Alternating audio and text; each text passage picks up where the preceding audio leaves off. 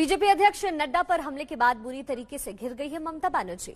नड्डा की सुरक्षा में तैनात 3 आईपीएस अधिकारियों को केंद्र ने दिल्ली ट्रांसफर करने के आदेश दिए हैं। ममता इन्हें भेजने को बिल्कुल तैयार नहीं है, लेकिन केंद्र और राज्य के बीच इससे एक नया संवैधानिक और प्रशासनिक संकट अब खड़ा हो गया है। लेकिन जानकार बता रहे हैं कि इस मुद्दे पर ममता को पीछे हटना ही पड़ेगा।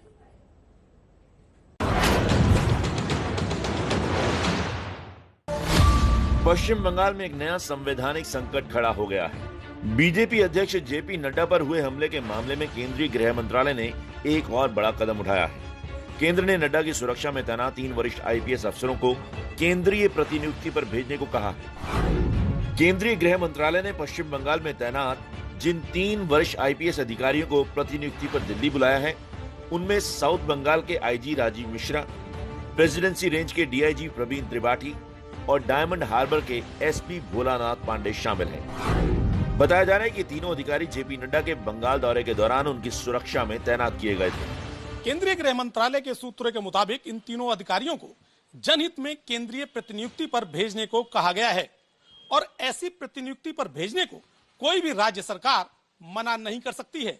इसके पहले भी तमिलनाडु काडर के एक आईपीएस अधिकारी को ऐसे ही केंद्रीय प्रतिनियुक्ति पर भेजने के लिए कहा गया था, लेकिन तत्कालीन तमिलनाडु सरकार ने इसके लिए मना कर दिया था।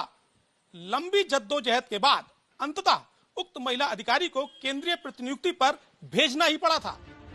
तृणमूल कांग्रेस ने पश्चिम बंगाल से 3 आईपीएस अफसरों की केंद्रीय प्रतिनियुक्ति के आदेश पर आपत्ति जताई। लोकसभा में तृणमूल कांग्रेस के मुख्य सचेतक कल्याण बनर्जी ने बंगाल के केंद्रीय गृह सचिव को चिट्ठी लिखकर कहा, तीनों अधिकारी 10 दिसंबर को हुई घटना वाले स्थान के नजदीक ही तैनात किए गए थे। ऐसे में उन अधिकारियों पर दबाव बनाने के लिए सरकार ने ऐसा फैसला किया है। ये अप्रत्यक्ष तौर पर आपातकाल लगाने जैसा है, लेकिन कानून से ऊपर गृह मंत्री अमित शाह भी नहीं है। केंद्र और पश्चिम बंगाल सरकार के बीच चल रही तनातनी में ये नया मोड़ आया है।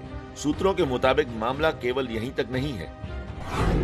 केंद्रीय गृह मंत्रालय ने राज्य के मुख्य सचिव और डीजीपी दोनों को 14 दिसंबर को भी तलब किया है, लेकिन इन दोनों अधिकारियों को ममता बनर्जी सरकार नहीं भेज रही है। ये दोनों अधिकारी इस समय राज्य सरकार के अधीन हैं और बिना उसकी मर्जी के दिल्ली नहीं आ सकते। जानकारों का मानना है कि ये प्रशासनिक संकट की स्थिति है, लेकिन इस मुद्दे पर ममता बनर्जी को पीछे हटना ही होगा।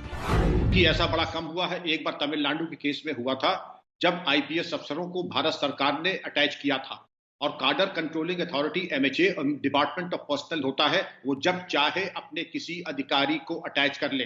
बंगाल भारत का एक अंग है, वो कोई इंडिपेंडेंट देश नहीं, जैसा कि ममता दीदी जानना चाहेंगी कि वो अलग से देश है। वही संविधान जो हमारे यहाँ पे लागू होता है, वही बंगाल पे भी लागू होता है। नड्डा के काफिले पर हुए हमले को बीजेपी और केंद्र सरकार बेहद गंभीरता से ले रही है। सियासी जंग के मैदान में इस बार ममता बनर्जी बुरी तरह घिरती नजर आ रही हैं।